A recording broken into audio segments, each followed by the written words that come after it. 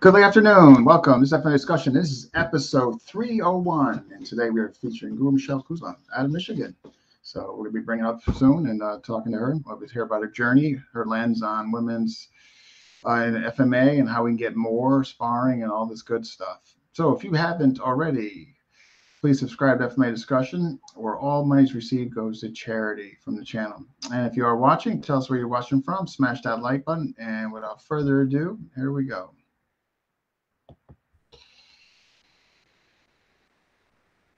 Hey there, how are you? Good, how are you? Good, thanks. So thanks for coming on. Thanks for having me. Sure, yeah. So you were somewhat of a kind of a veteran. You were on Seafood Dwight's. So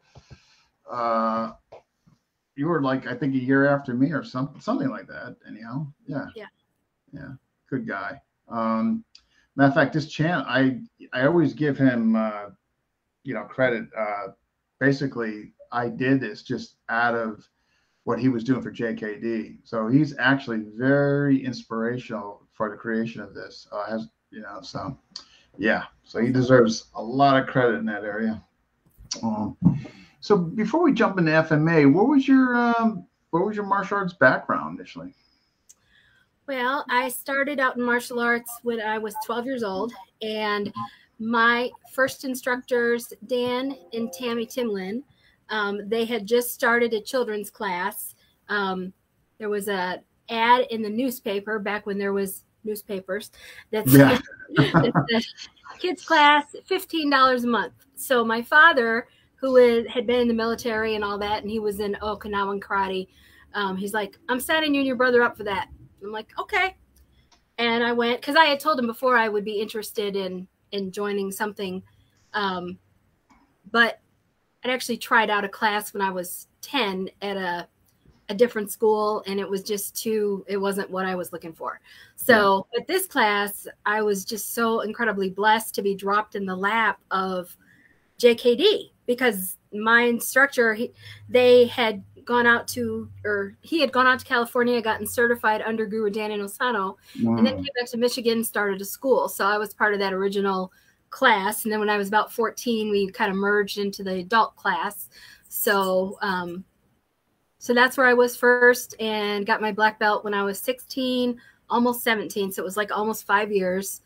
And we trained Kali, Muay Thai, JKD, little bit of karate thrown in, pretty much a lot of self-defense. He was really big on making sure that we knew how to do real stuff. It was called Modern Combat, is what he called his blend. His program? Okay. Yeah. How interesting. So your initial, so like many of us that, I've had on the show and comes up around our age bracket, is that we, generally speaking, started out in traditional martial arts, some form of karate, kung fu, kempo, what have you.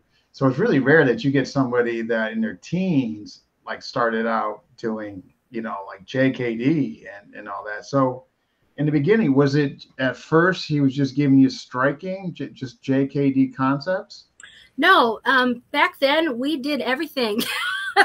In fact, like I think it's in a way it was good, because I was a clean slate. I didn't have any preconceived notions about how to fight, because I didn't fight. I was a 12-year-old girl and good in school and didn't get into fights. So, they started us out doing Kali when we were white belts. This is a stick, and we're going to show you what it's for. Because when I thought stick, I'm like, stick, that sounds kind of boring. I'm thinking, nunchucks and all that fancy stuff. Yeah, all things you see on movies and TV. Yeah. But this, turned out to be a lot more fun, a lot more realistic, and it has a whole lot more applications. And of course, Filipino Kali has like 12 different areas anyway. Single stick, double, depending on the style that you talk about. But yeah, single stick, double stick, single sword, double sword, projectile weapons. So anyways, Filipino Kali is an amazing and complete art, because you have the empty hands. It's just known more for sticks, but it's a complete art. Yeah. Wow. So that is so fast. So what year is this about when when you're at 12 and jumping in there? Then you'll know how old I am. No, no, oh my gosh. All right, give me. That's all right. It was in 1983. I was 12 years old, so I'm 51 now. I was there until I graduated from college. In college, I kind of came and went because I was going to college out of state. But when I came home on the weekends, summer break, Christmas break, the first place I went was to the dojo. You know, I wanted to get home Fridays and in time for sparring class. You know, so like I never had any interest in being involved in, like, I didn't go to my prom. I didn't go to football games. It's like, I got to go to class. You know, this is what I wanted to do. 83 though, like you had a kids program doing that in 83. Yeah.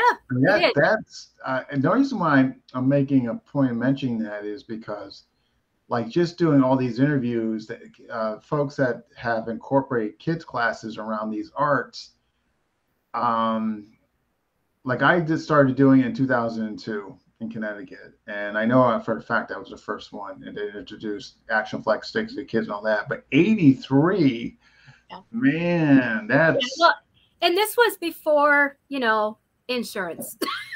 And before insurance came along and said you have to wear gear, you know, you can't give weapons to children, you know, things like that you run into nowadays. Like we had a friend of mine had a seminar at his school, or maybe he was borrowing somebody else's building, I think it was. But anyways, Rick Fay was going to host it, was going to be the instructor. And we couldn't do any Kali because that building's insurance wouldn't allow weapons. It's like, okay, well, we'll do empty hands. So, but back then we just did whatever he wanted us to do, and no one worried about, you know, is anybody going to get hurt or because he kept it very safe. It's just, I think it's just incredible that he was incorporating those programs with kids, like right off the bat. I mean, that were obviously known and still kind of known to this day as adult programs, you know. Wow. So, okay, so you're 12, you're jumping into that. So so it was, as you mentioned, JKD concepts, but he was giving you a stick and everything else. So was it more pattern oriented, striking based? I mean, what was he giving you? What was the first thing you said? Was pattern? Yeah, as far as when he put the single stick in your guy's hand, was he just giving you basic strikes, or was it some simple patterns, or? Well, both. I mean, he taught us disarms. He taught us strikes. You know, though he had his own numbering system, the 1 through 12, that in my school, I now refer to it as the Timlin system, because I had asked Tammy, his wife, because Sifu Dan passed away in 2020, in July 25th, 2020. And I was like, where did he get that numbering system from? Because I've, you know, talked to Guro Dan, and he's like, I think it's just one of the Arnis ones. He didn't know either. So I'm like, did he make that up? And so anyways, I can't find who it's really from. So I tend to think he made it up, or at least part of it anyway. So I call it the Timlin numbering system because that's what was in my, you know, it's burned into my bones. I've done it so many times. Yeah. So as far as patterns, yes, I know Sambrata. You know, he taught us Sambrata, Punyo Sambrata. I knew all that stuff by the time I was a green belt, which was about a year in. So I was like 13 years old. And, you know, you go to seminars for Guro Dan now, and you find people that have been doing Kali for years, and they aren't real familiar with Sambrata, all the variations of Sambrata, Punyo Sambrata. And I mean, we were doing it in our sleep, because one of the things he used to do is he would start the class, and then he was one of the pioneers in Michigan. He was the first one to bring out Guro Dan.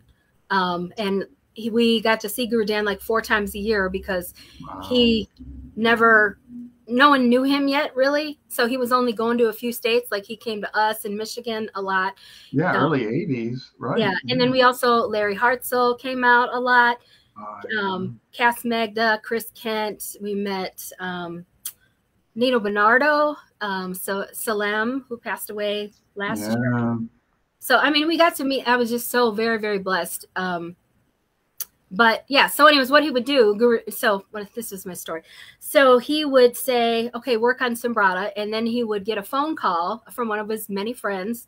He'd go in the office and he'd shut the door. So we would be doing Sambrata for like 20 minutes because, you don't stop until he says stop. You're going to be doing push-ups. So we kind of just learned how to, it just was burned into our bones. And you kind of, when you start to get a little bit bored, you kind of play with it and come up with new variations too. So I think, you know, that's where my background is just, it's an automatic. Yeah, that's pretty good. I mean, he was giving, at that young age, he was giving you guys like that. So, wow. Was it more the 5-count box? Was it the fight? What? No, was it more the 5-count box pattern as far as the the sobrata, the 5-count? Yes, it was the 5. In fact, it's kind of funny because when I go to Guro Dan seminars now, and I mean, I'm an instructor under him, and he'll show it to people, and he usually wants to break it down into like the 3-count. The 3-count. Like high, low. Yeah. And I can't do that because I learned the 5-count. So it's like, it's harder for me to have to think about that. Then I was like, let's just do the whole thing. Yeah. Do you know why he did that? Because it's easier. I don't know this for sure, but what was told to me, the reason why he did that, it was easier to teach in the larger seminars first. Right. Yeah. So it's a lot easier for people to move, you know, learn 3 moves than 5 moves. But when you already know them, I don't know, I just have a thing in my brain. It's like, this has been in my bones for so long that it's harder for me to undo that a little bit. No, it's good because I learned 5 first, and then I was shown 3 actually a couple decades later, and I was like, so yeah, it was a little different, but yeah, that's interesting. That's what I heard. But so all right, so you graduate, and then so when you graduated from him, was it more of a kind of universal ranking far as everything under the school umbrella, or was it more specific to JKD FMA? Are you talking about Guro Timlin or Inosanto? No, far as under Guro Timlin, far as what you're ranking under him. I was among the first people in his school to make black belt. Black belt. Okay. There was one person who made it 1 month ahead of us, and at the time he was the main instructor at the school when Guro Dan wasn't around, or we call him Sensei. When Sensei was busy, you know, he took over the classes, so he promoted him, and then 4 weeks later there was 7 of us, and so I really think that was kind of done just to make a point that, okay, he's a little bit above you guys. You know what I mean? So there were 7 of us. I was the only girl. I was the only girl in the school for a long time, except for then. I was gonna say, except for Tammy, you know, and she already had her black belt to begin with, and she was the one that taught right alongside Sifu Dan. She knew everything that he knew just as good, and now that he's gone, she still runs. Wow. So wow. So then so the black belt. So all right, and then so after that, so did you stay with him like college, or like you said, you would drop by during college? Did you stay afterwards after that? Well, after that, I got married, and I'm a nurse. I started working night shift. It got a lot more difficult to go. And so I kind of took a step back from it for a while. Then we were trying to start a family. And so I really had like 12 years off. I call it my sabbatical. So I kind of missed the 90s. So when I came back, well, half the 90s and half the 2000s. When I came back to martial arts in 2007, my children were starting school. And so I'm like, okay, I have some time to myself.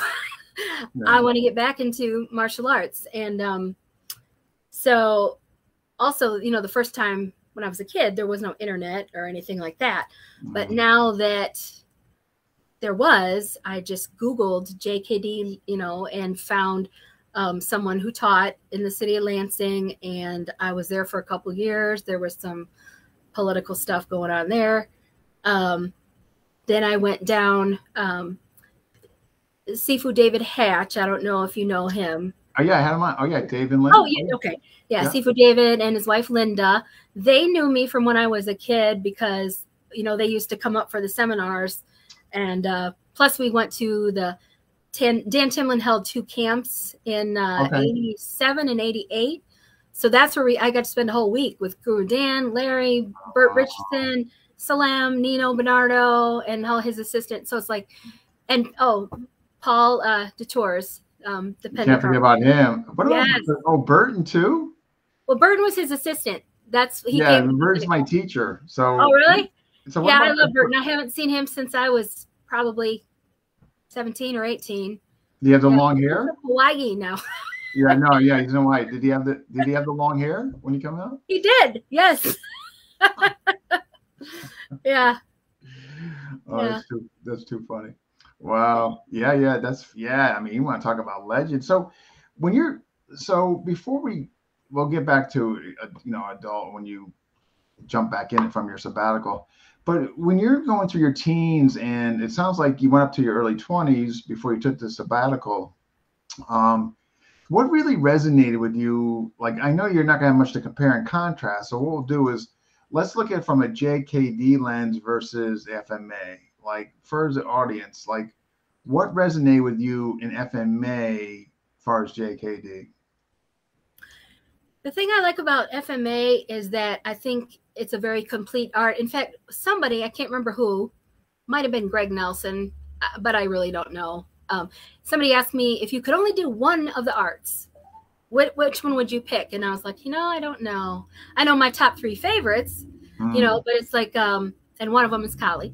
The other 2 are Wing Chun and Muay Thai. But anyways, Kali is the most complete art, I would say. You have weapons, you have empty hands. It doesn't matter how big you are, because you get inside, and, if you have a dagger or a stick, that certainly evens things up quite a bit. So I remember saying that that's the one I would do if I could only do one. Plus, it's not as hard on your body. I'm 51 now. Muay Thai is getting harder and harder because I've had some joint issues. Yeah. But so I know I'm not going to be able to do that when I'm 80, but Kali I will, and Wing Chun too. So yeah, no argument here, right? You can always pick up a weapon.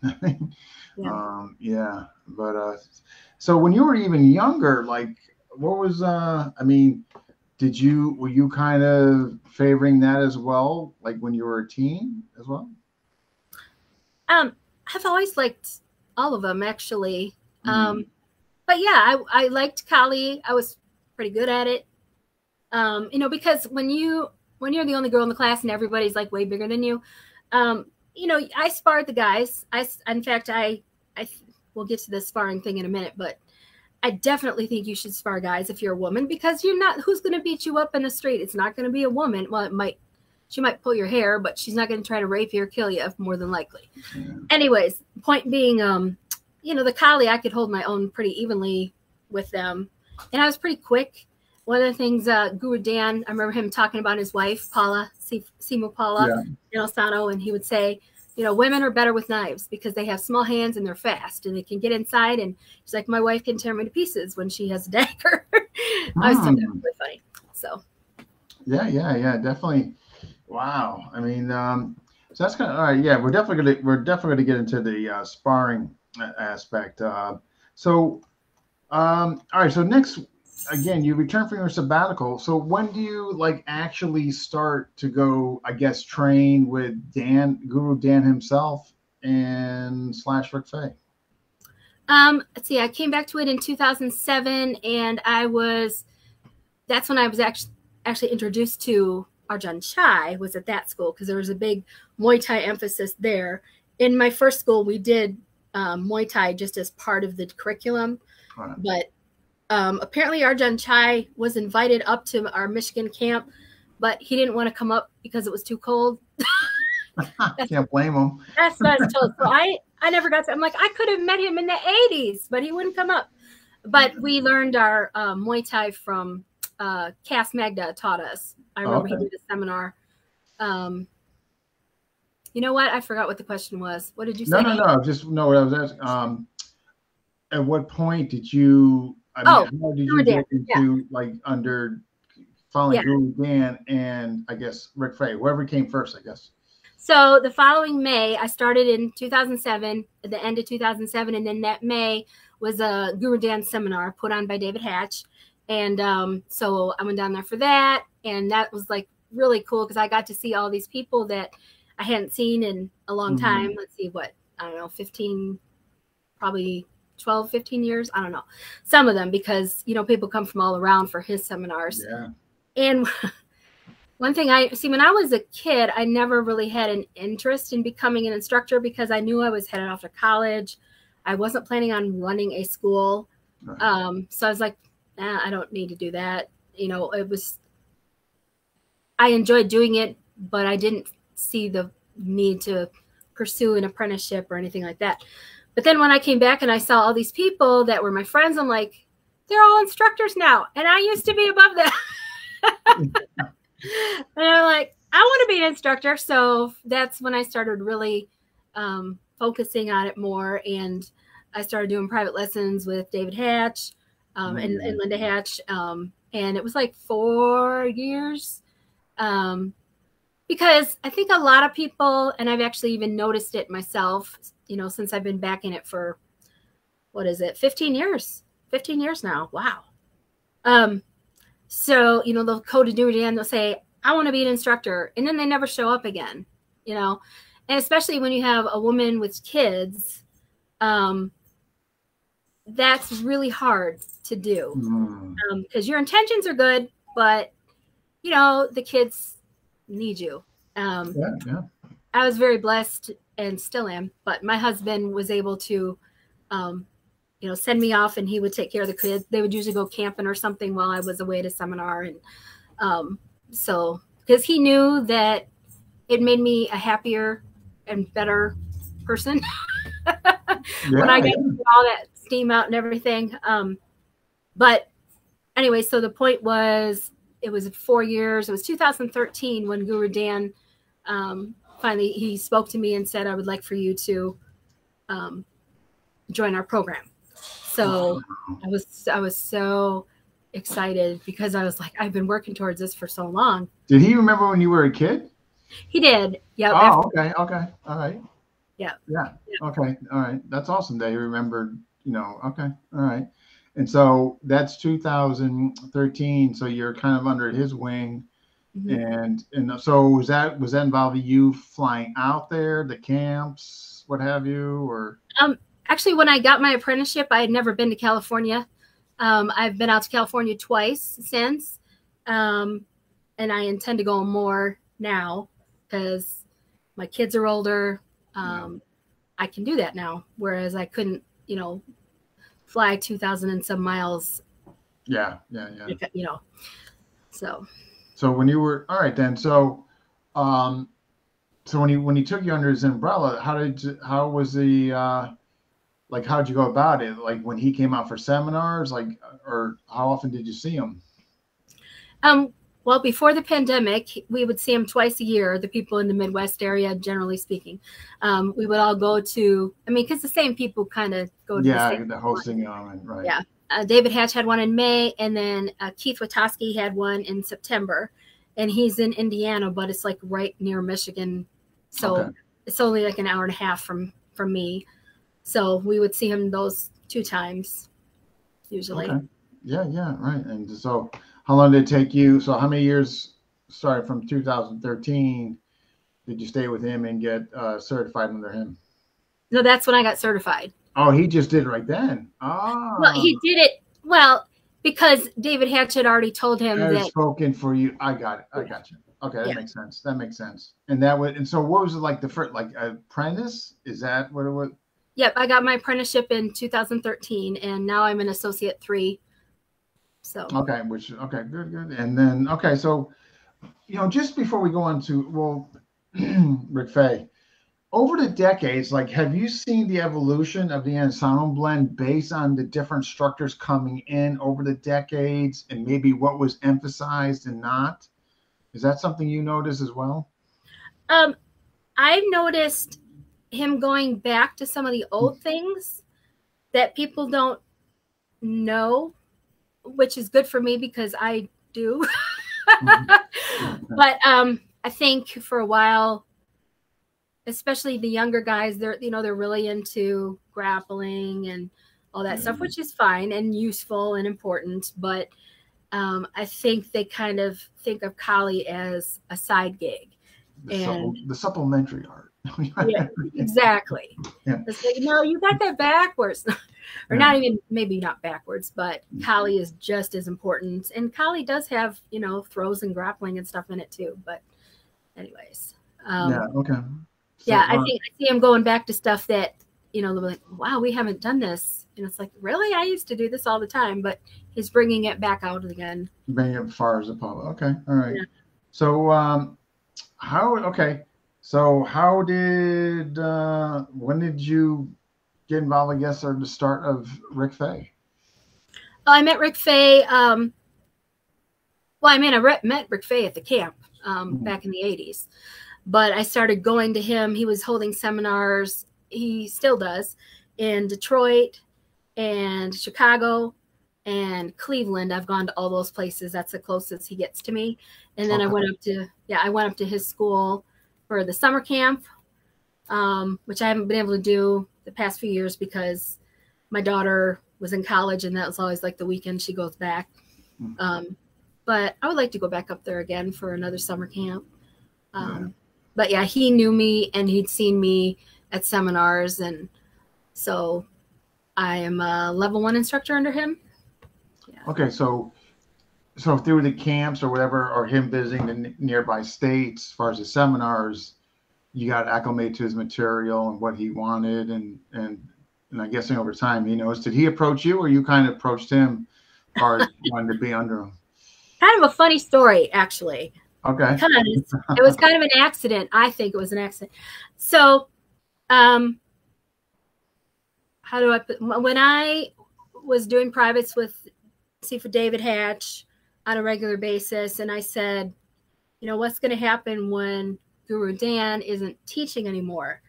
Who do you think is who are we going to follow? Who's, you know, basically, because I know with JKD, there's probably going to be a lot of different people. But Dave said to me that, he says, I asked Sifu or Guru Dan that same question. And he told me years ago that I should always follow Rick Fay because he's got it or whatever. I keep hearing that name, like he would be the guy to go to. Yeah, that's not the first time I'm hearing this. Yeah. Yeah. So I started going to his seminars, and you know, and it's like, hi Rick, you know, I hadn't seen him since the 80s, but yeah, I love him. He's an awesome guy. And so I had gone to, this is how I got my instructorship. So I had gone to him and said, you know, when Guru Dan isn't teaching anymore, I would like to be able to join your program. I just, you know, want to put that out there. And he's like, there's no need to wait. You can join now. Okay. And so he's like, here you go. Here's the instructor's manual. And I'm like, okay. And I went to David and I'm like, I think I just became an instructor under Sifu Rick. So I was like, I don't know if that was a misunderstanding. And so David's like, well, I'll ask him. So he's like, nope, that's what he said. You're going to be an instructor. And then I saw him a month later at a different seminar. And he brought my certificate, and there you go. That's his history. Wow. Yeah. So as far as all three, like that you've been exposed to, your first teacher, Guru Dan, we got to throw Guru Dave in there, Hatch. Like, you know, like even though they were kind of giving you the same system, obviously I'm sure it was much nuances, differences in approach, what they stressed and what have you. Just, you know, what are some of the differences that you get among each of them that within the realm of them giving you kind of the same system? I mean, everybody has their own take on it, and that's I think what makes JKD. Guru Dave Hatch, you know, is very good at being technical and all the little tiny nuances. Because when I was going to him for privates and he would say, you know, you don't put your hand like this, you put your hand like this, you know, and it's like an inch different. And those are the little tiny details that make a difference between you knowing what you're doing, being able to break it down, the technique working. And he was really good at the small details. Dan Timlin was really good at teaching me self-defense, never quit, never be afraid, never retreat, basically. Let's see. Rick Fay has a very similar teaching style to Guro Inosanto. The first time I went to one of his seminars, I was like, wow, this is like, watching Guro Dan, because he tells stories, he makes it fun. But he has a different take. Like his curriculum's a little bit different. So he takes stuff that he likes and he adds it. And then the instructors in his program too can, do the same to a certain extent. I mean, he has to look at it and all that, but yeah, everyone's a little bit different. I hope that answered. Yeah. No, definitely. Yeah, no, absolutely. Because it was just interesting to find out, because it's not like you were getting PTK from one of them and you're getting Dos Equiparatus from another, and you know what I mean. Yeah. But you're basically same system, just 3 or 4 different teachers. And I was just curious as far as their approach and what they stressed. What did as far as Rick Fay and all that, like far as you as a student, is there anything like he stresses to you in your journey? Or I mean, this can go for any of your teachers. Anything like they actually have verbally told you that regards to you and your journey? The thing I like about Rick Fay is that it's always have fun and play, and don't try so hard, just have fun with it, and you'll come up with your own stuff. It's like you discover things by accident. And another phrase that he's famous for is, if you're doing a technique, if he shows a technique and he comes around and you might say, I think I'm doing this wrong, and he'll say, that's not wrong, that's just not what we're doing. So that's a nice way of putting it. It is, yeah, because it's like, you're doing a great job, it's just not what I showed. So that kind of shows you that there's more than one way to do things. Yeah, definitely. I don't know what else. What about Guro Dan? Like, what inspiration have you gotten from him? He's the kindest, most humble man in the world. It's hard to get any kind of real feedback from him because he doesn't want to hurt anybody's feelings. I've heard all the above. Like, right. Yeah. So that's why you have your sponsor. That's why you have David Hatch, because David Hatch will tell you, this was wrong, this was wrong, this is what you have to fix, and blah blah blah. But Guro Dan, he'll watch you at seminars and he'll just say, "Good job," or you catch him looking, and you're like. Some people get really, really nervous when they see him watching. And I guess because I've known him so long, I just am like, well, he's, whatever. He's watching, so what? But I think especially when, you haven't met him or you don't know him as well. You're new and you're in there and he comes around and he's looking at you. That's who you are. I mean, that's nerve-wracking. Yeah. Wow. And so now, I mean, like, do you still see him now, or I mean, I know we just COVID and that whole bit. He hasn't been doing seminars since COVID, although he is still doing. He just did Train with the Legends. The Legends, I think the Legends at the school he had at his own school. And I believe he went to Atlanta for Train with the Masters in April. I could be wrong, but I thought I remembered hearing that. So I think he's just starting to branch out. But plus California being California, they have all these laws about if you leave the state, you have to quarantine, which I don't think they're doing that right now, but they were doing that for a while. So it's like, how can you quarantine for 10 days when you leave every single weekend? You can't do it. So that's crazy. Yeah. So that's why we decided to go see him instead. So some friends of mine, we all got together and went down to California it's like, okay, well, there's no instructor camps, but we can just be a drop-in students because they allow that. So you have to be vaccinated in the state of California to be in a gym.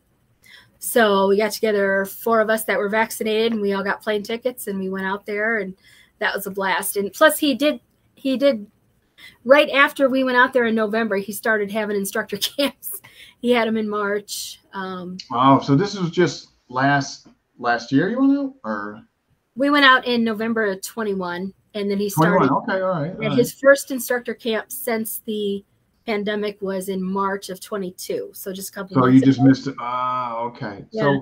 So how long did you go out there when you, like a week? Yeah. So now, how's it work? Like, you go there, if you're obviously known or you're an instructor, like in your case, you could just drop in. It doesn't.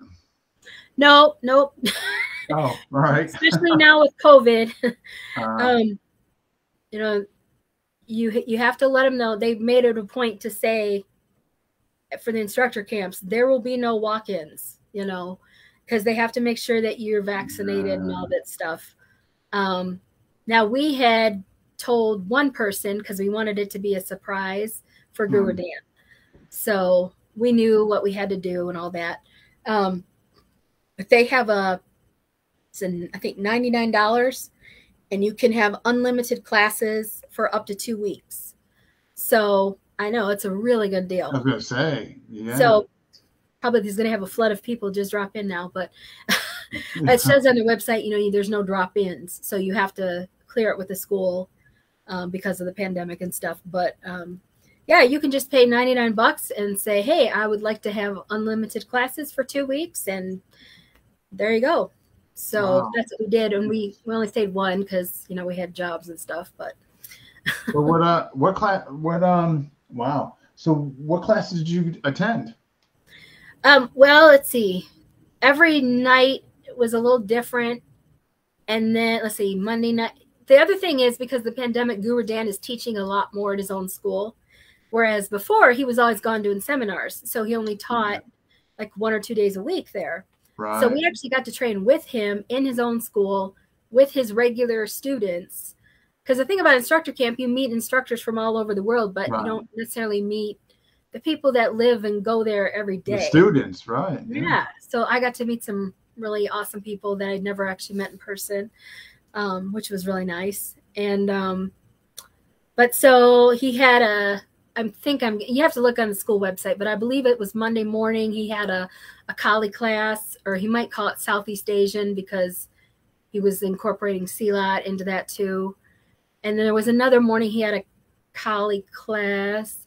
And then every evening from like 5 to 9, he had stuff, whether it was JKD class, Kali class, Muay Thai, Silat, grappling. So I didn't do any of the grappling or the Silat because I went down there with a bad ankle with my joint problems that I had been having. But I was like, and I told Guro Dan, and he's like, just do what you can do. You know, he did. Yeah, right. Exactly. So I did the Kali and the little bit of Muay Thai, but I was like, I can't kick and I can't, you know, twist on this foot, but I can punch an elbow, you know. Yeah. So. Yeah, right. Wow. Yeah. That's also, like you said, $99. I mean, yeah, you could just, I mean, that's, wow. So when did you begin to teach? Like, you know, did you get the green light from one of them? And like, what happened? Well, I mean, when did I begin to teach? I started teaching when I was 14 years old because Dan Timlin, like, you know, I talked about how he would get a phone call and he'd be gone for 20 minutes and say, you know, keep doing Sombrata till I come back or whatever. But the other thing is the class after hours, and I was just a teenager, so I just kind of hung out. You know, I didn't have anywhere else to be necessarily. Plus, a lot of times at that point, my dad was doing his own karate at the other school at the Okanagan. So I kind of had to wait till he came back to get me. So I would just be hanging there watching the beginner class. And so if he got a phone call then, he would say, Michelle, go teach the class. So that was really fun. I was teaching, you know, grown men, and I was 14. And so that was my first experience. And then when I got a little older, I became an assistant instructor with teaching the children's class there. Okay. So I've kind of just, always taught. But as far as Guru Dan, and I got my instructorship in 2013, I didn't really open my own school. I was, I don't know, about 2015 maybe. I was teaching at a boxing gym for a bit. And of course we had to pay rent there. My husband built me a dojo in the backyard of our house, which was my dream, because it's like, this way, I don't have to charge anybody. If no one shows up for class, I can go back in the house. That's it. Because, sometimes people show and sometimes they don't. So, yeah, I've just been teaching out of my dojo in my backyard for 3-4 years now. Wow. So then now are you teaching like everything, like basically more on the JKD side, FMA, the blend? Is that primarily what you're teaching? I teach a blend. I also tend to tailor it to what the student wants and needs. Some people will say, I want to learn self-defense. I just want to learn self-defense. And other people will, I want to learn Kali, Okay. Yeah. But my curriculum, it's more like a little bit of everything, kind of like what Timlin did, a little bit of everything. Yeah. Okay. So, I mean, as far as your students, what do you try to instill in them as far as their journey? Like, those of you been, on the longer end, as far as, being with you, as far as their tenure with you? I try to teach everyone that martial arts is for everybody. Doesn't matter how big, how small, how old, how young, boy or girl, whatever. You can always have martial arts and being able to defend yourself and the people that you love. I try to teach the philosophical, or at least demonstrate, that this is not about offense. This is about defense. Yeah. Although I would say, the best defense is a good offense, but that's another story. So some would not argue with you. Yeah. So, I mean, you don't start fights, but you do finish them if they need to be finished, that sort of thing. Yeah. No, I try to teach them to have fun with it and to love it, Yeah, if you're not having fun, I mean, what are you doing in the first place? You know what I mean? Yeah. If it's becoming chore-like, it's not gonna, you're not gonna stay long, So as far as FMA, what is your favorite weapon to practice and what's your favorite to teach? Oh gosh. I don't know. I like all of them. I don't know. I suppose if I was to be in a fight or something, I would grab a single stick or something equivalent to that, because I think I would probably do better if I had one free hand instead of both hands full, if that makes sense. Both hands, like dos manos. Yeah. Okay.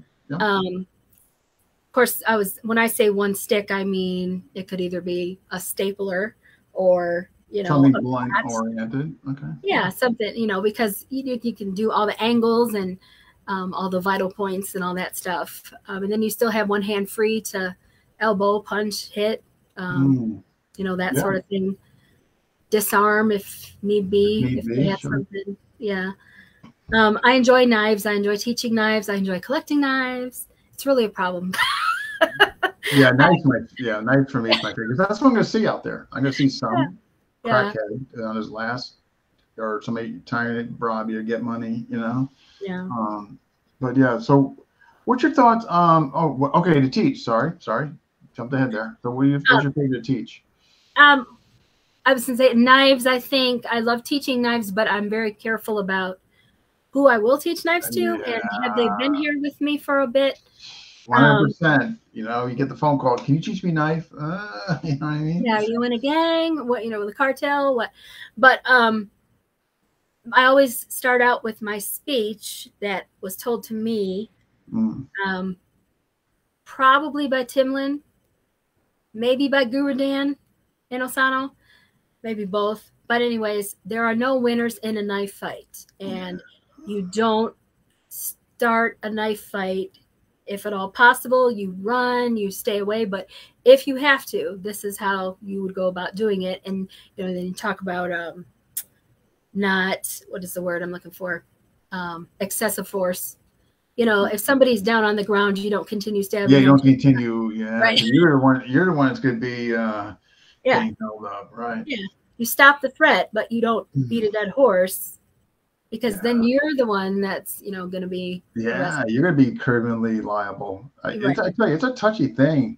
You know, like you see some of these knife cults and going this and that, and man, you get disenfranchised people who join them, and the group takes them, and it's just, you know, to me, there's got to be those background checks. There's got to be due diligence before you just take anybody. Just start teaching them knife, you know. Yeah. You know, but what are your thoughts on Spotty Dagger? I love it. I like Spotty Dagger. We were talking. I love it too. It's the complexity, the options. You know what I mean? It's Yeah, that's a really good one. I think if I had another option besides single stick, I'd probably be Spotty Dagger, because you have the dagger and it's small enough that you can still kind of use your hand. And you definitely can use the knife, and you can kind of get it in there, and no one sees it coming because they're concentrating on the stick, which is longer and out there farther. So that, I just got knifed in the ribs. How did that happen? You know? So I think it's effective. Yeah. I just love the complexity of it. Just interaction, the possibilities. It's like a puzzle. You know what I mean? That doesn't end. Like it never get. You know. So what's your lens on sparring? Like, you obviously, your original teacher had you spar. So what's your lens on it, and what do you think is important as a result of it, or why is it important? Okay, so in my first instructor, we did a lot of sparring. We didn't spar with sticks, but there was some times that we would spar with like foam sticks. I don't recall us wearing any kind of headgear or anything when we did that, because they were foam. But I was the only girl. Generally, we did kickboxing when we sparred. I mean, we did a lot of light contact, no contact sparring too, but there were times we would put on the gloves and actually hit each other full in the face, you know. And he would put me with people that were about my size, you know. So there was about 3 different guys that I would fight. And eventually there was a girl that joined the school that stuck around long enough to be able to spar. And so then I had to spar her. And I was like, you want me to spar a girl? I don't spar girls. So I was like, I can't hit a girl in the face, you know. But then it's just funny, because it's like, yeah, you are a girl. But you know, Sensei, probably because Tammy was always there too. It was just, it wasn't ever an issue. I wasn't looked at as less than or anything like that. So it's like, you're a girl, so what? So is Tammy, you know. And it never occurred to me that there was ever going to be a problem. So, but I enjoyed it. I enjoyed punching and hitting and getting in there. There was one guy that, you know, this was back in the 80s, and, you know, he's like, I can't, you know, I want to hit you, but I can't do it. You know, he's a gentleman and everything. And I'm like, okay, Gary, I'll just hit you then. But I don't think that women, I think that you're doing them a disservice if they're not learning reality, which is 100%. Yeah. But I also understand that some people, you know, it takes all their courage to walk in to a martial arts school. Let alone do anything else. Right? Yeah, you don't want to beat them to death on their first night, for sure. No, and you want to wait a little while.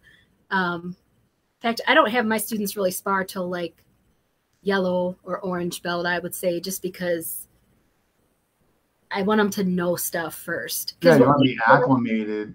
Yeah.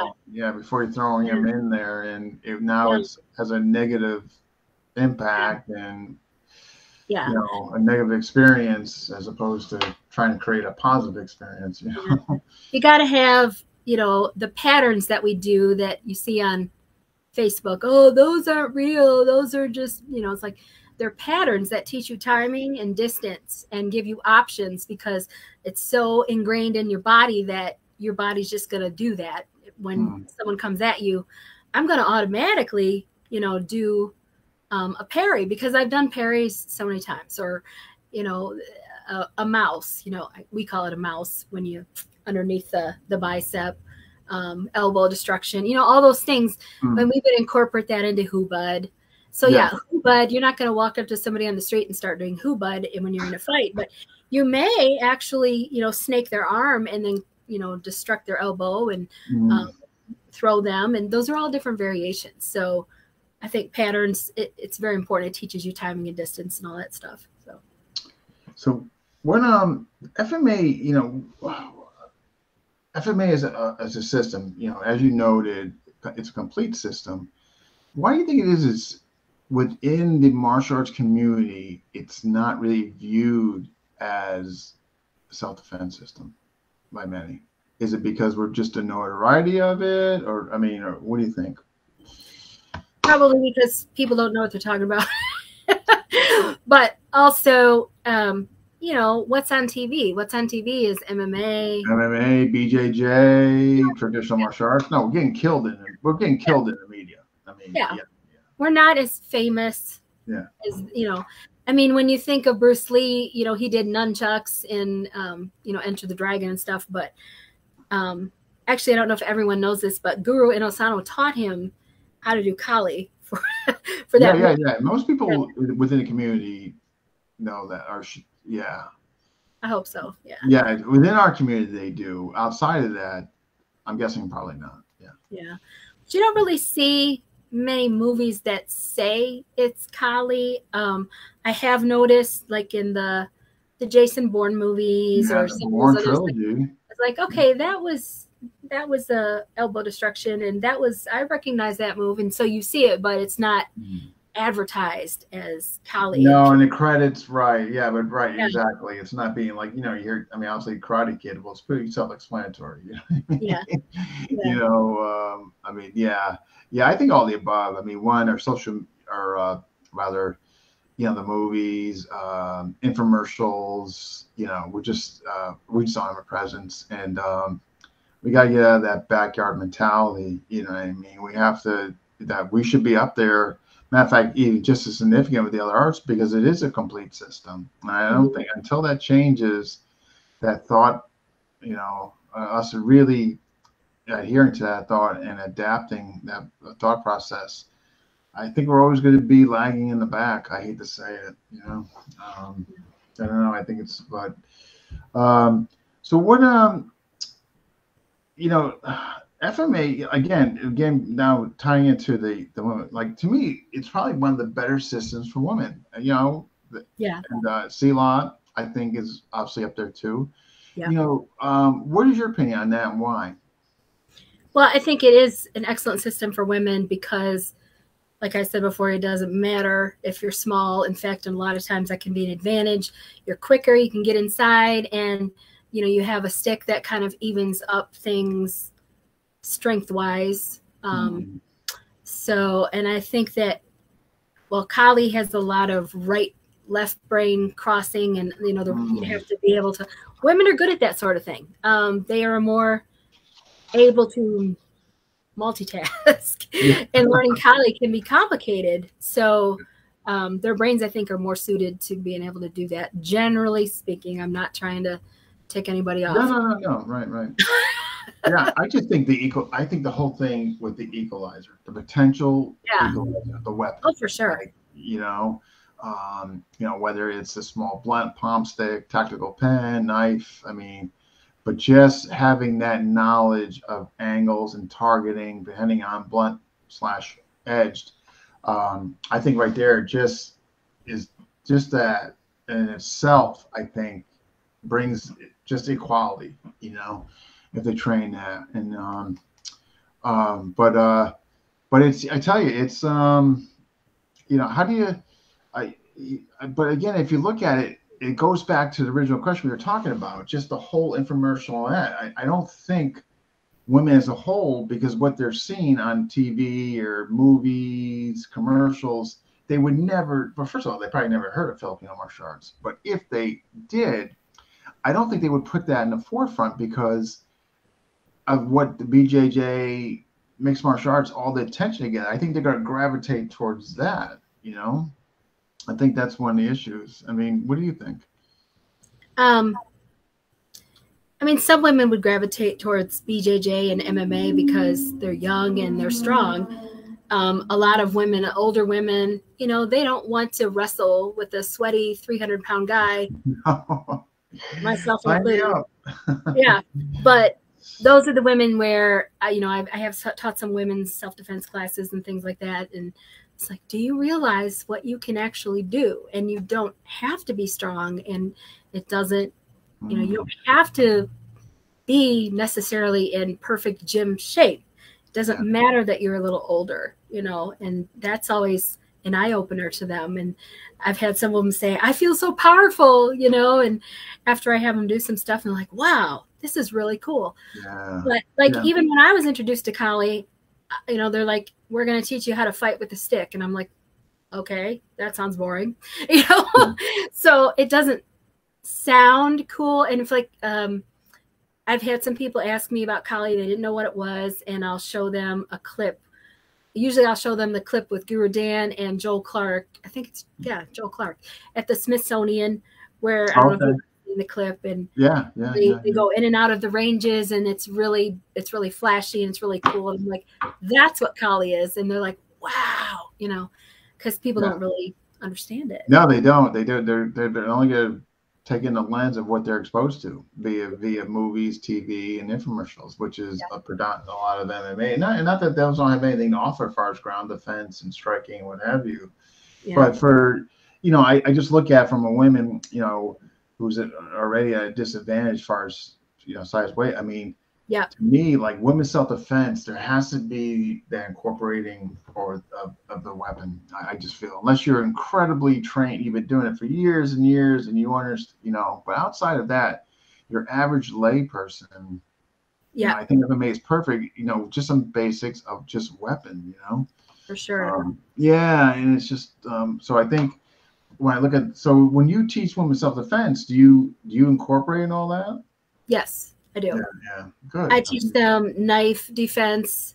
I don't really teach knife offense. I do show them vital points. God forbid. You know, so it's like if someone's trying to kill you, this is where you need to strike. But so they do need to know that. But I also teach them, you know, defense, and I do a lot of Muay Thai type, you know, like knees, elbows, because I'm like, if you punch, it says, if you punch somebody, you know how you see on TV and people punch with a bare fist, that'll hurt your hand, you know? So I show them elbows, and I show them palm, like, well, in Wing Chun, we call it jiao sao, you know, like, bam, right across the face, and you cup that hand. And a circling hand, right? Yeah. And I had, it's kind of a funny story. I had, when I was testing for my Muay Thai level 2, part of the test was a guy who was way bigger than me, and also a Muay Thai, or a MMA fighter, by the way. He held the pads for me, and I had to kick so many times in 3 minutes, and also do so many knees while he was kicking my legs. So, and I wasn't allowed to kick him back. All I could do was kick the pad.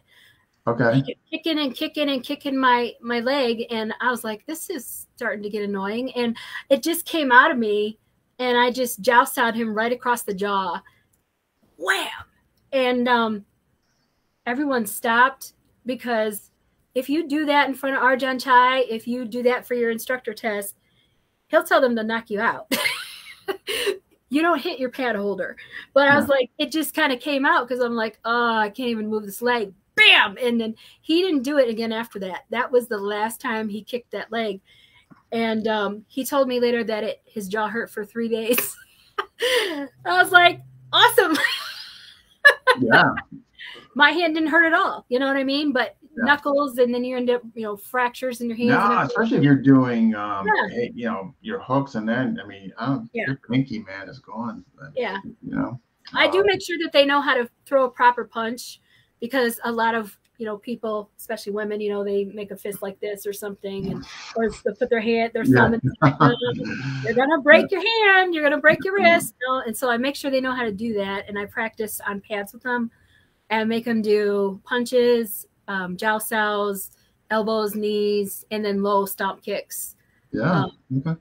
I'm like, you don't have to do high flashy kicks, and in fact, that would probably be a disadvantage, because someone's going to catch your leg and trip you, and then you're going to be you're on one leg longer, potential off balance thing. Yeah, right. Yeah. I remember one of them telling me, again, I don't know if it was Sifu Dan Timlin or one of our instructors that came to visit, but 8 pounds of pressure per square inch will break a kneecap, and that's stuck with me all this time. Like, wow, that's not very much, So if you break somebody's kneecap, it's hard for them to chase you.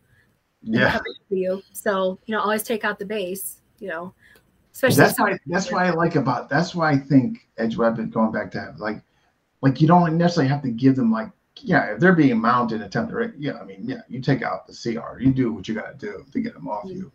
But I think for a skateboard, like targeting leg, you know what I mean? Like now you've diminish their mobility. You know what I mean? I even give that to guys. Say, look, man, you want to be on candid camera. I have to explain to a court. I said, if they see you going to a leg and you try to do all means to try to diffuse, you're not targeting the vital. So much to your point, legs, Yeah.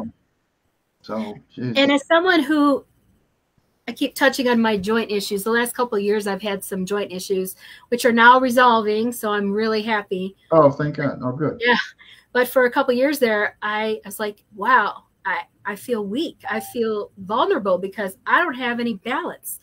Like my legs and my ankles, it's like I don't have a base. And it was the worst feeling, because it's like someone could totally come and beat me up because I can't even plant myself or kick or do anything. So, but there again, that's when a weapon would have been useful, because I can always, Yeah, I just think for women, it's got to be incorporated in women's self-defense. Yeah. Like you just, I get it. The knees, the palms, the elbows, the headbutts. And I'm not disagreeing with all that, but you have to, it's got to be something that gives it as far as equality.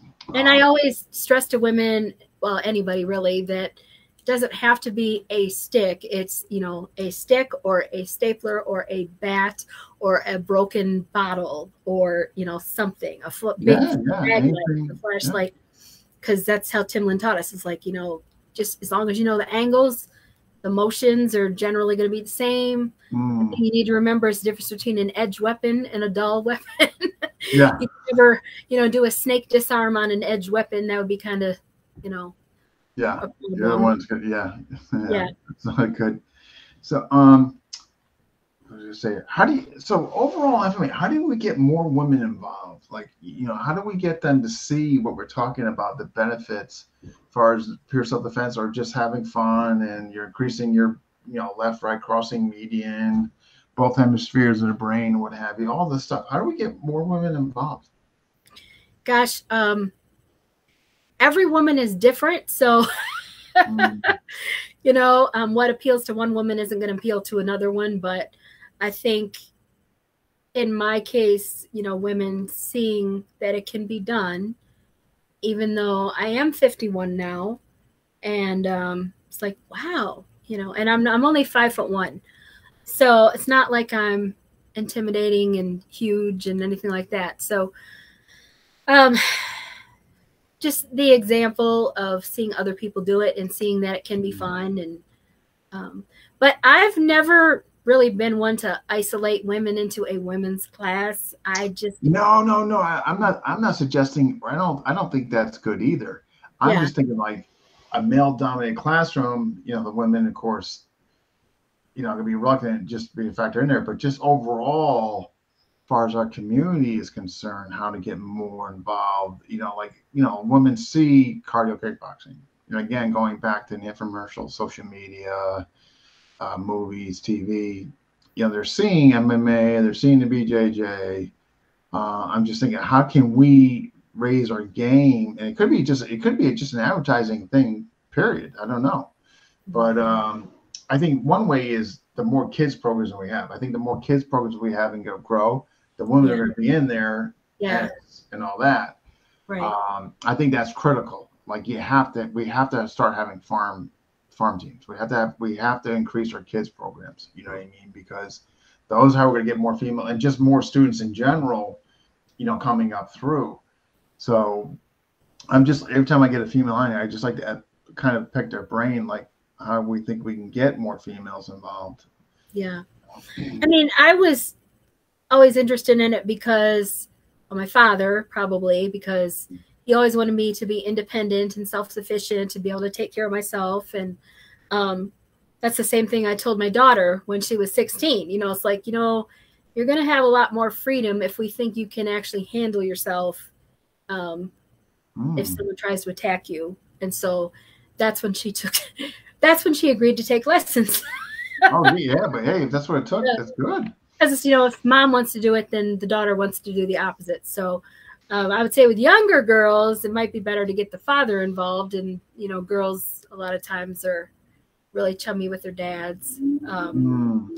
But, older women want to make sure they're mentally fit as far as the crossing of the brain. And so Alzheimer's never sets in. Then you have the weight loss aspect of it, where you can either incorporate. You can definitely make Kali a cardio. Oh my God, yeah, absolutely. Yeah. So, maybe, I don't know, advertising about these are the benefits of Kali. That's what I mean. Like you're the first person brought up like kind of those, like mentioning the benefits and all that, and that's a good point. But we got to do something, not just for the women's sake, but just I think FMA as a whole, as far as going, because often I bring up about, depending on the person I'm interviewing and what the subject matter is and what their area of knowledge and expertise is, but some of these systems I think potentially in the future, could die out if they're not going to continue getting people into them. And that's, obviously that's sad to even think about that. But I think what could stop that, besides just looking as a whole, is getting more women involved. And so what do you think? We got to get more, how do we do that as far as mentioning the benefits? Infomercials, commercials? I don't know. What do you think? In the academy, do they have a lot of female students there when you went out there last time? Yeah, they do. Oh, good. Oh, they do. All right. Okay. Guru Dan, I don't know if it's because of his wife.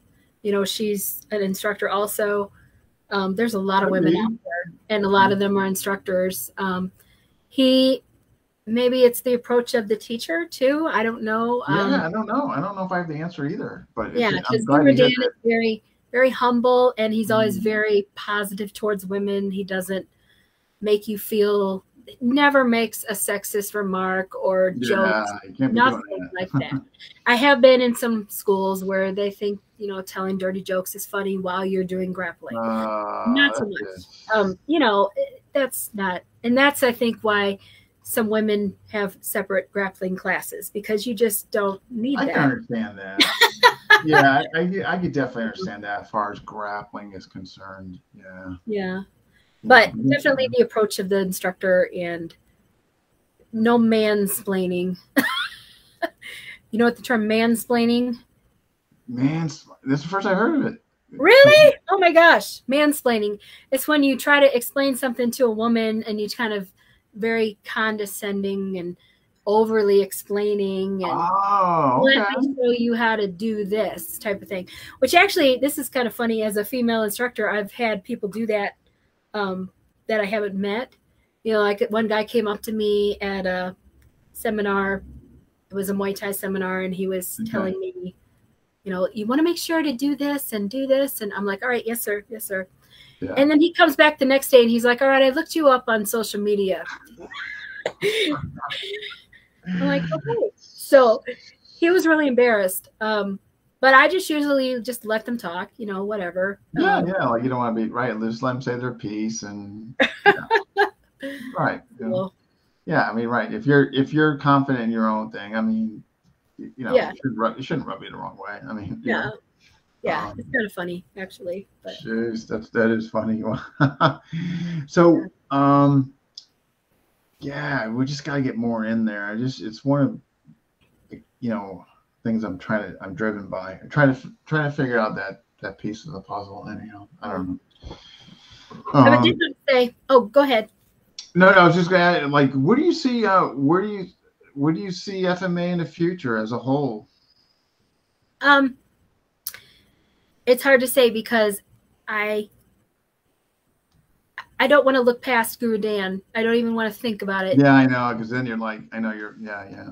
But I know that Burton Richardson has a really good, Battlefield Collie. I think his system, although I'm not under him, I haven't pursued that one because I have 4 instructorships, and I was like, that's plenty. I don't need to worry about it anymore. Right. But he has his Battlefield Collie, and he's a dog brother, or used to be in the dog brother. Lucky dog. Yeah. So it's like, okay, and Rick Fay has his blend, and I think there's a lot of good, really good teachers out there. So I think we at least have another generation of Inosanto people that will carry on. Yeah, no, I think you guys are fine. There's some other systems that are scary, but you guys, I think, are in good shape. You, Monitor, Niece, Dose Perry's, like you guys, like you got people that can lead and that are, like you mentioned, Bert and Rick Fay. I mean, you got Dwight Woods. I mean, when it comes to Inosanto, there's some good people out there for sure. Wow. So what do you like?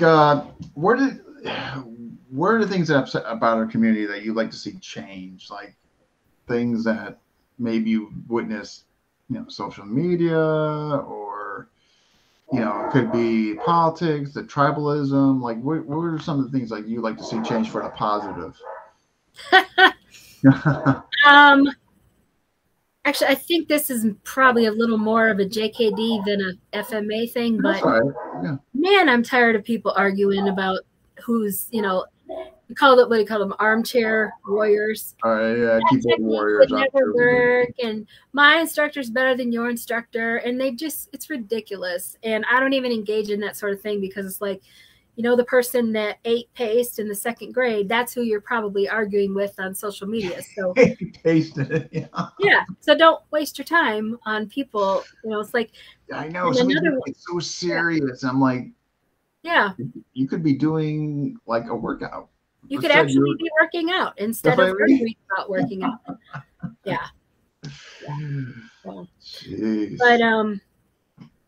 I get a little annoyed by that. I think people need to grow up and just try to work together. But what are you gonna do?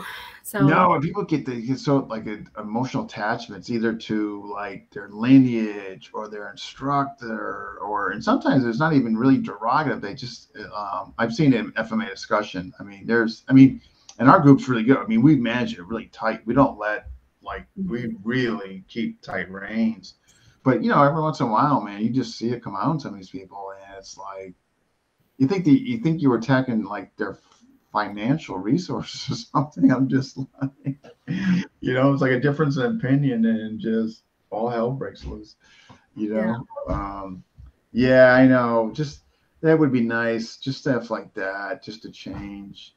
Just I don't know. Yeah, but then I mean, on the flip side, the internet is really neat because it does bring us kind of closer, more resources, more ways to get information, validate truth, and that. But the ugly side of it is, those aren't really easy to attack somebody when you're behind a keyboard. I know, and those people they're just disgruntled and unhappy anyhow. So you have to really, like you said, it's probably somebody as a kid that was doing God knows what, or eating God knows what. So if you had a message for the community, whether it be JKD, FMA, what would it be? Any what for the community? If you had a message, what would it be? Could be, for the day. a message for the community. Keep doing what you're doing, follow the path, and don't ever lose your love for what you do. If you do, take a bit of a break, but only do it because you love it. Yeah, it works. Yeah. Yeah, and don't let anybody stifle what you like. Yeah. So what's the future hope for you? Say always be open to being taught. Yeah. That's the thing. When I came back to martial arts after being gone, I had to start over. And I had to relearn a lot of stuff. Now, the interesting thing about Dave Hatch is that he was able to bring stuff. There was a few things that I was like, I would just start doing it. I'm like, I don't know where that came from. It's like it was in my bones, and my body remembered it. My muscles remembered it, but my brain didn't. So he had to kind of bring those back out and put them together. But I don't know. What was the point of that story? What did you ask? No, just like the message for the community. Yeah. Yeah, no, you always been thought. I had to start over. I had to humble myself and keep my mouth shut. And, and one thing Guru Dan said the last time I had talked to him, he was up to 34 different Kali teachers. And he's probably got more now because he's always learning something new. What's he doing now? He's been playing around with Blinkawak, if I'm not mistaken, right? That's one of the things. Mm-hmm. Yeah. With the Tilio, I believe. Yeah. He's like certified in 30 or something. It's like Bugs Bunny numbers. It's ridiculous how many. Yeah. So, but that's one thing that he said at the seminars is he started learning Kali. I think he said he was about 7 when his father took him to see a Kali instructor, his first one, and said, "You do what he says. You keep your mouth shut." And then he would talk about how later on he went to a different Kali instructor. That one was like, well, you don't do it like that. You do it like this. And every single instructor has a different take on it. Yeah. And so you just have to shut your mouth and say, yes, sir. Yes, ma'am.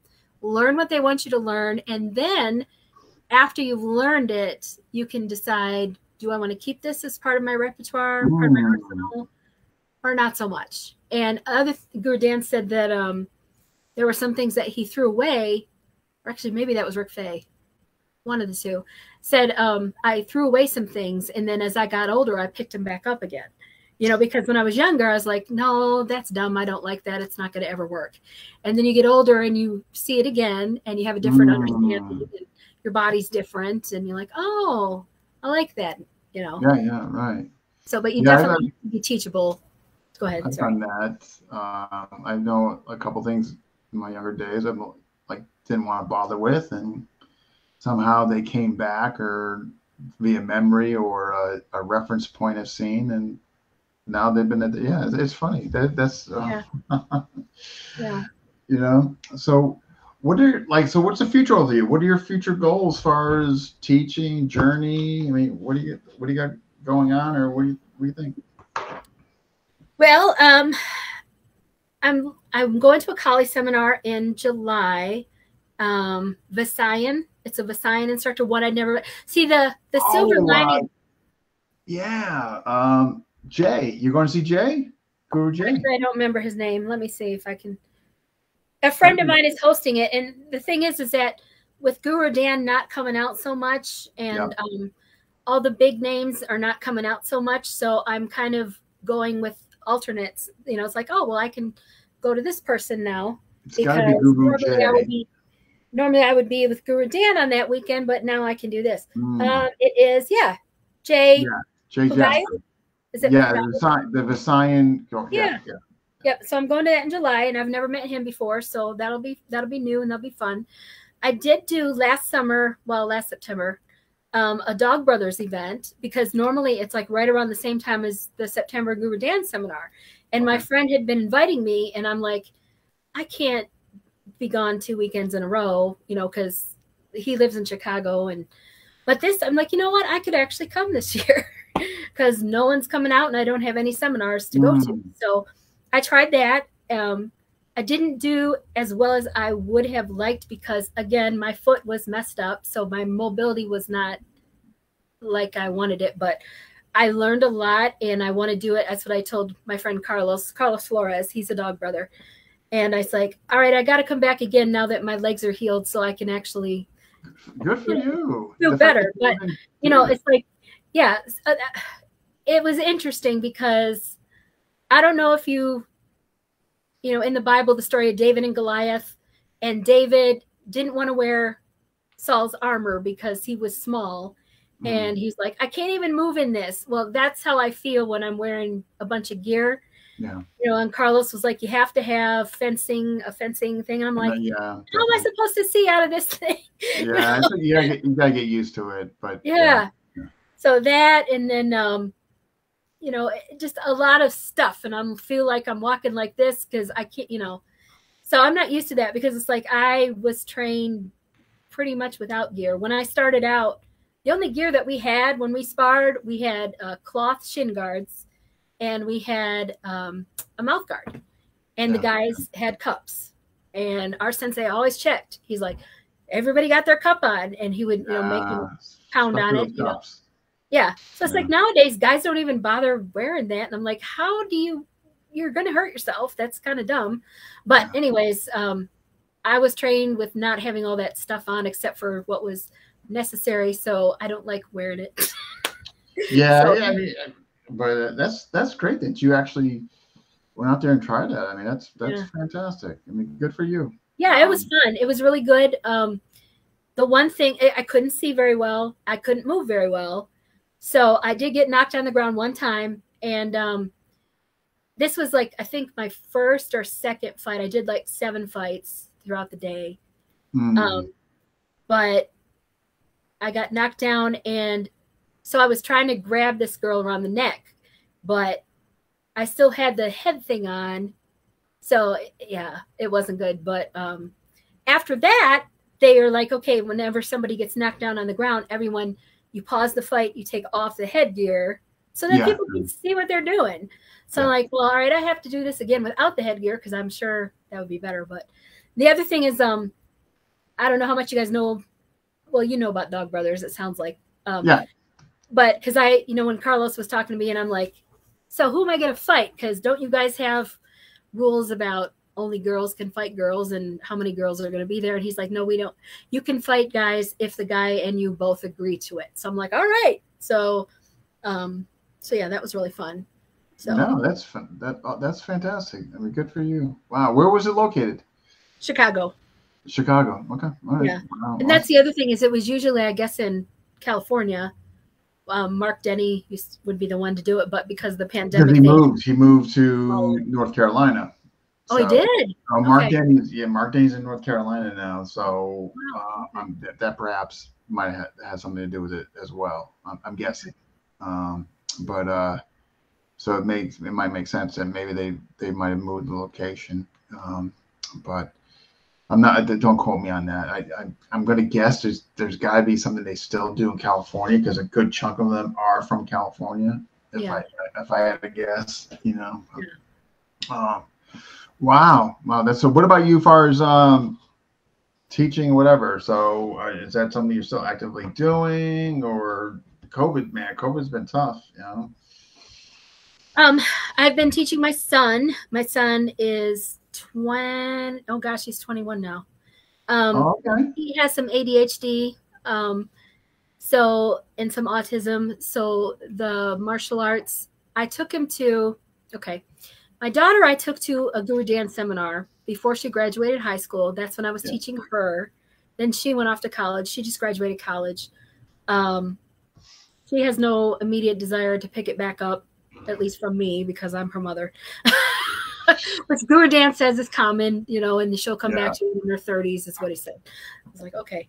But she at least knows how to take care of herself, and she's definitely got a vicious streak in her, which she might have gotten from her mom. So that's good to know. So I don't worry about her too much.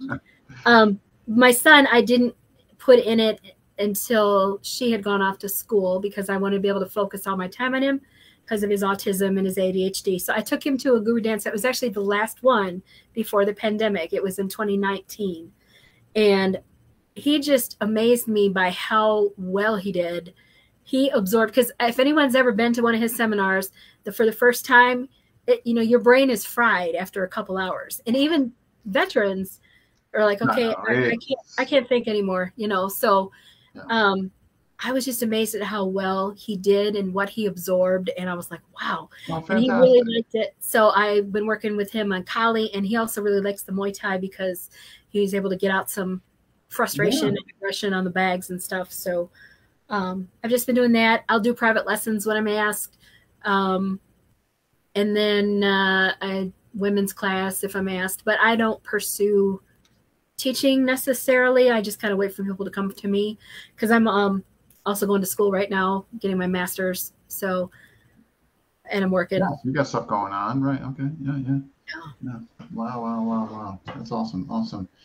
Well, again, I appreciate you coming on. This was enjoyable. We always try to get women on. So if you know of any that you think should be heard from, I mean, let us know. We make it a mission to try to get, females heard. So I can give you a list. Yeah. If you want to message me at Facebook Messenger, please do. Yeah, I noticed that this was like Women's Self-Defense Month or something on your broadcast, and I think I'm the only. We're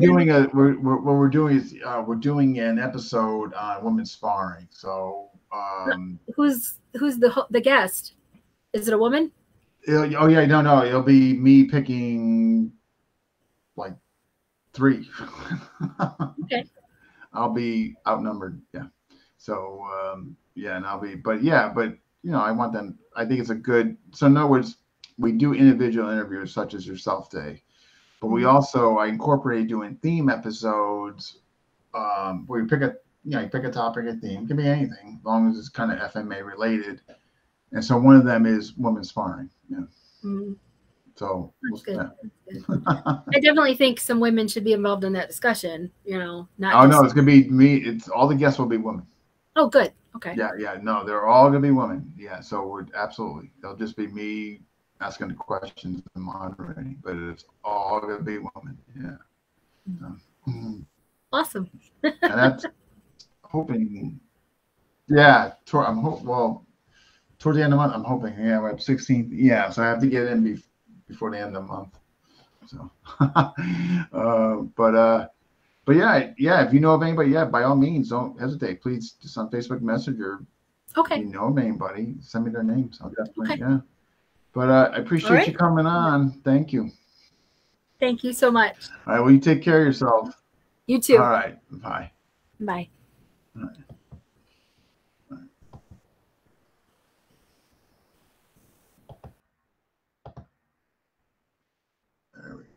That wraps up 301.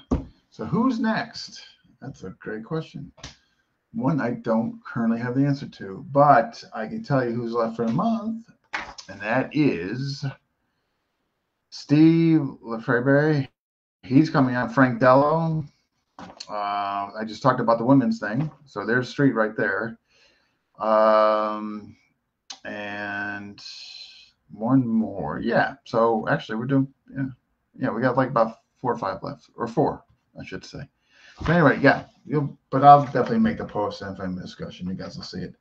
But at any rate, thank you. And I will see you guys next time.